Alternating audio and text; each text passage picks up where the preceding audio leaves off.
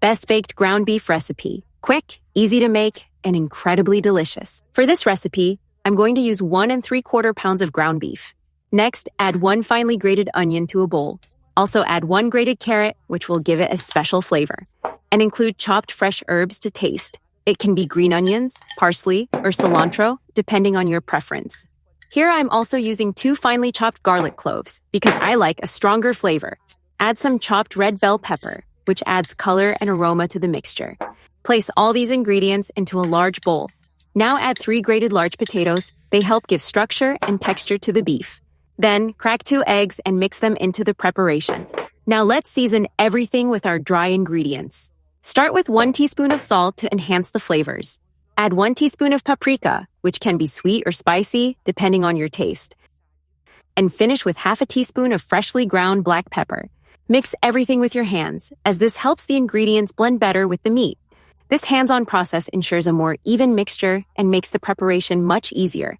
Keep mixing well until everything is fully incorporated. This step is essential, so the flavors distribute evenly throughout the recipe. I've mixed it very well already, which is why I prefer doing this by hand. Now that the mixture is ready, let's transfer it to parchment paper. Place a large sheet of parchment paper on a flat surface.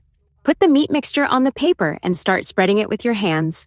Press it down well, spreading evenly and keeping the surface smooth. Carefully shape the edges to form a more defined rectangle. After shaping, let's move on to the next step, which will make the presentation even more attractive. Now take a round cutter, or if you prefer, use a glass or a round lid. Cut the meat mixture into circles to form individual portions. If you'd like, you can use a dedicated cutter, but any round object will work. Make careful cuts to create even markings. This will help make the final shape look nicer and more presentable.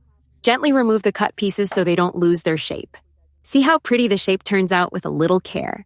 Gently keep removing each portion, preserving its form. Continue cutting until all the mixture is used.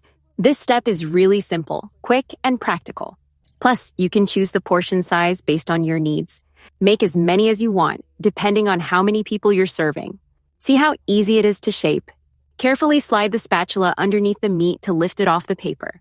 It's important to do this gently, since the mixture is still a bit soft. If needed, you can reshape them once they're on the tray. Lift each portion with care to keep them well formed. See how nice and uniform they look? Repeat this process with the remaining portions. Now grab a baking tray lined with parchment paper to place them in the oven. Place all the portions you prepared side by side. Arrange them carefully so they bake evenly. Add more portions as space allows on the tray. The amount will depend on your need or the number of people.